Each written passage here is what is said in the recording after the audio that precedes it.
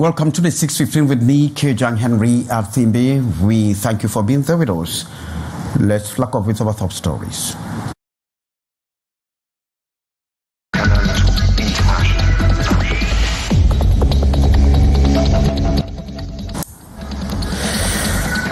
Eight days in captivity, one brother dead and lingering trauma. 4 kidnapped children from the far north region have finally reunited with their family, though the scars of abduction remain fresh. And the National Communication Council has announced a suspension of political debate programs during campaign period, a move meant to ensure fairness. However, these have sparked concerns amongst journalists.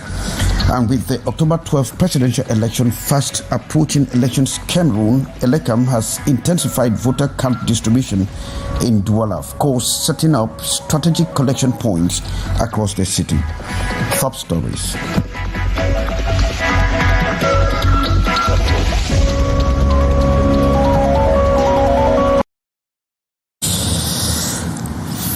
Thanks and welcome to the 6:15 with me, Kejang Henry at Tembe. You can consult us on our respective platforms.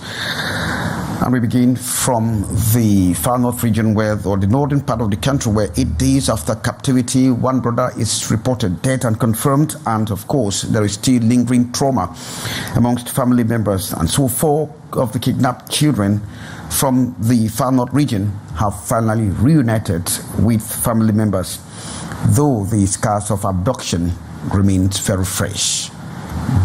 Mama Annie Florentinga and 4 children released after kidnapped in the far north, still in a trauma circle. Though back with the family in Yaoundé, the healing process will take some time.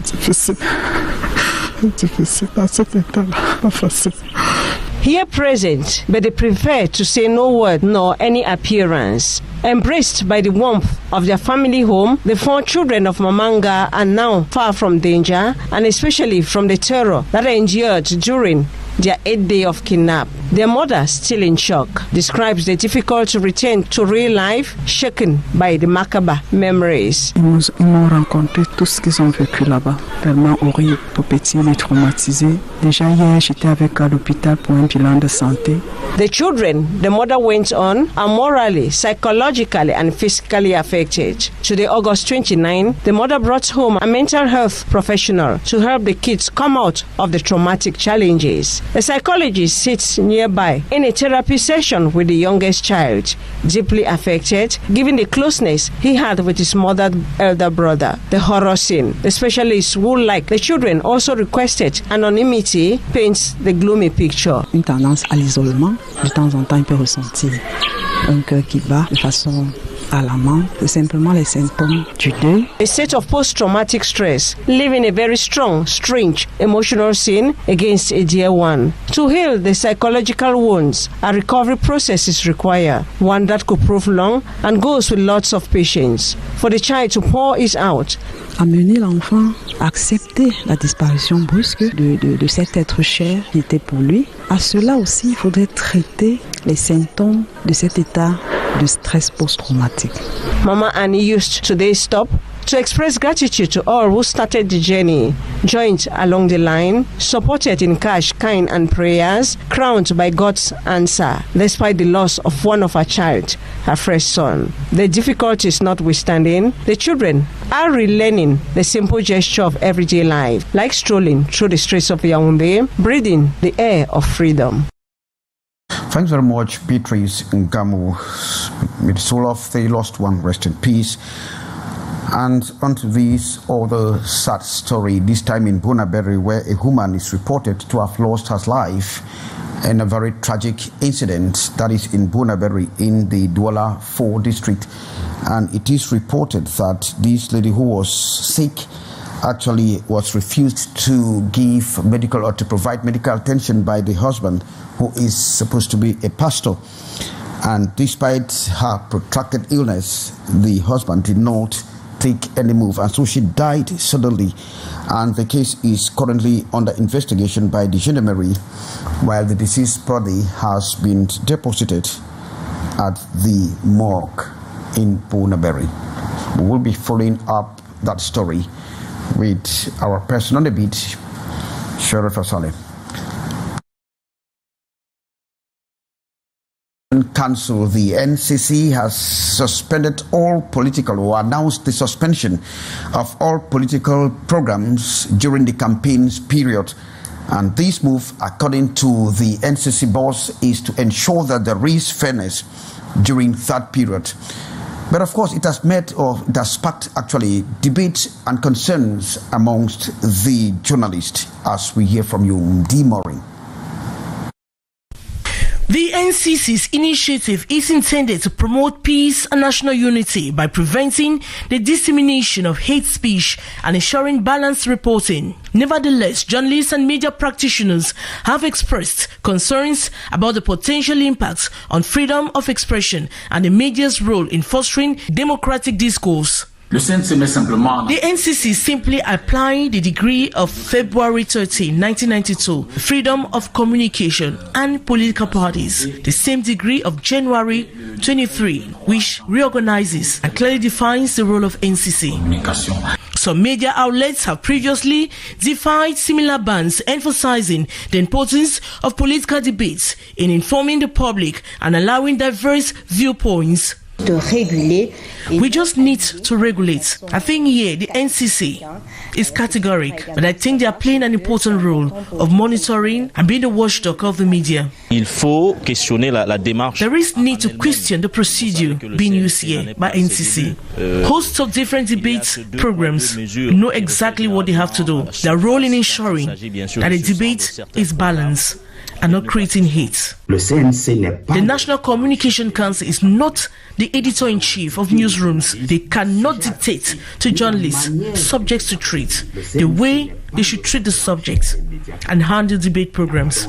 The current threats on suspension raises questions about the balance between maintaining public order and upholding press freedom during critical electoral periods. According to NCC, the measure aims to ensure equitable treatment and better traceability of political messages by directing media outlets to produce clearly identified and regulated campaign programs. And with the October 12 presidential election fast approaching, elections Cameroon, Elecam, has intensified the voter card distribution in Douala. And of course, they have set up strategic collection points across the city. Once more, Morindi. Under a makeshift shelter near the Njonjo Cemetery in Douala 1, Elecam agents are methodically handing out voters' cards, aiming to facilitate access for the electorate ahead of the upcoming vote. I came to collect my voter's card. I feel being a Cameroonian today. I have been waiting for this voter's card for a very long time, and today I have it in my hands. I came to collect my voter's card. I'm satisfied because I was well received.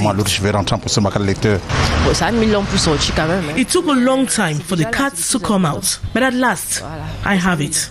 However, experiences vary across different sites. Jean Daniel, encountered at the Montaigne Mangabel Junction in the Bali neighborhood, reported leaving empty-handed after his visit. I confused my center and I was redirected to center around my shady chef. My wish is that I find my voter's card there. At least I've been waiting since 2022. It's been a long time. This initiative deployed across various busy intersections and high traffic areas reflects Elecam's commitment to bringing the distribution process closer to citizens. This strategy is designed to reduce queues at communal branches and encourage widespread participation on election day. And Cameroon is actually finalizing a national school feeding strategy that is aimed at improving nutrition, boosting enrollment, and enhancing learning outcomes for pupils across the country. Beatrice Ngamo reports. As the new academic year takes shape, education officials and feeding experts are working hand in hand to ensure the implementation of a comprehensive school feeding program. The key words here are healthy, balanced, and nutritive diet. The school feeding program, running for 2 years now, with support from the World Food Program and the World Bank, and championed with other actors, seeks to provide balanced meals to pupils, particularly in rural and underserved communities. The working session with stakeholders in Yaoundé is to endorse the program to attain the set objective. National strategy that is going to be like a guideline to practice school feeding in school. School feeding is becoming more and more important in terms of promotion of access in school, retention. It even influences performances in our school. Officials say the strategy goes beyond food distribution. It integrates agriculture, health, and education, encouraging local farmers to supply fresh produce while promoting dietary diversity and hygiene practices. We are promoting the consumption of food made in Cameroon, our local products. These products are going to be used in our schools to nourish our children. It is of paramount importance that we have this document that serves like a guideline for school feeding in Cameroon. According to the Ministry of Basic Education, pilot programs already in place have shown promising results: higher school attendance, reduced dropout rates, and better pupils' concentration. Parents too are relieved as the initiative aids the financial burden of providing daily meals. The school feeding strategy is not only about nutrition but also a tool for equity and social protection. By guaranteeing at least one nutritious meal per day, the program ensures that no child is left behind regardless of background. Thanks very much, Beatrice Ngama. We'll move over to the Northwest region, where the Minister of Youth and Civic Education, Mununa Futsu, has actually launched a youth employment project in Bamenda. Of course, this project is out to make sure they overcome the galloping inflation or galloping unemployment that the country's youth are facing. Sherifa Saleh reports with calls from our Northwest Chief Correspondent, Annie Collins. A new project for youth employment in Cameroon during holiday has been launched. The Interim Minister of Employment and Vocational Training was in Bamenda recently to launch the ORFEV Jeune Programme, which aims at guiding, counseling, and recruiting 3 youths per subdivision. The minister encouraged youths still in the bushes to come out and contribute in nation building. Open your doors to the youth, share your expertise, and offer them opportunities. I remain convinced that together we can build a Cameroon where every young person has a place. Details of the functionality of the project were provided by senior officials accompanying the minister on the one-day walking visit, during which bank checks and other materials were handed to divisional delegates and mayors for onward distribution. In one of the labs of the visit, Mununa Futsu presented his book, Paul Biya and the Cameroonian Youth Yesterday, Today and Tomorrow, a homothetic analysis of the quarantenate, a bilingual review of the 444-page publication depicts the head of state's interest in the young people as captured in the collection of his address for over 30 years. The youth of Northwest upon this, the message the head of state to call upon all those who are in bushes to deposit arms and join the DDR centers and participate in the activities offered to them by the government, and all those opportunities offered to them by the government, particularly the 3-year special youth plan. As a positive contamination and also in charge of youth affairs, the minister created time for lectures on administrative deontology and took note of all senior staff of MINEFOP visits. And we stay in the Northwest region, where determined to hold councils accountable, the Northwest Public Independent Conciliator, Thankful Simon Fai, has launched a 3-month campaign to promote good governance with country actors trained in, or council actors trained in, to maintain or to name and shame those council executives who are guilty of mismanagement. Sherifa Saleh once more with calls from Annie Collins. The quest for improvement in the management of council affairs in the Northwest region continues to preoccupy the office of the Public Independent Conciliator. After other campaigns, the municipal watchdog has recently launched the one on good governance in councils. We make sure that all the councils in the Northwest exercise good governance, and then they are our monitors, our ambassadors in the communities to make sure that the councils exercise good governance. To broaden the scope for effective results, community-based assistants are, as usual, lending a supportive hand. Reason for their 3-day training, Bamenda. We have to ensure good governance. To ensure, it means that we have to, first of all, make sure that what the mayor is doing within the community, within the municipality, are fair and is being accountable and answerable to the population. The population should be informed about the activities of the council and what needs to be done, and even how the projects are being carried out.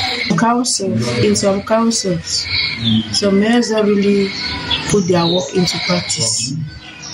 Yes, so, and they don't give citizens the right to talk, because some mayors think since they are up at that level, citizens, their own people who are under them, they have no right in doing whatsoever thing. Research officers and other senior staff of the Public Independent Conciliator Office drilled the CBAs on techniques of gathering the necessary data like popular questionnaire administration, partaking in council meetings, and obtaining vital information from council executive, among others. We want to get the real information from the councils about good governance. Some partner organizations operating on the ground have been co-opted to further ease the 3-month campaign that ends in October. May at this expense request.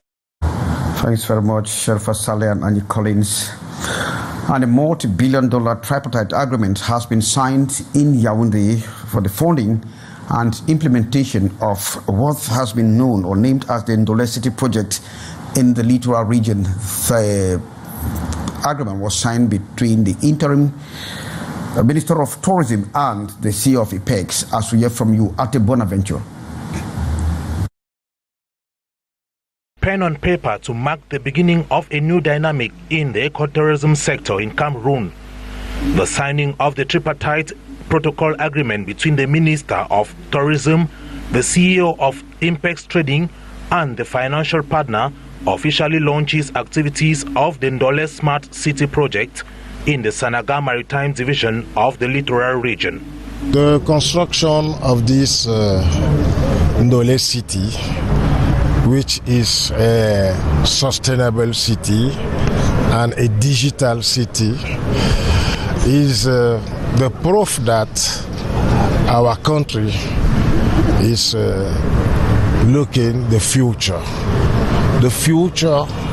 for job employment, the future for investment, and the future for eradicating poverty in our country.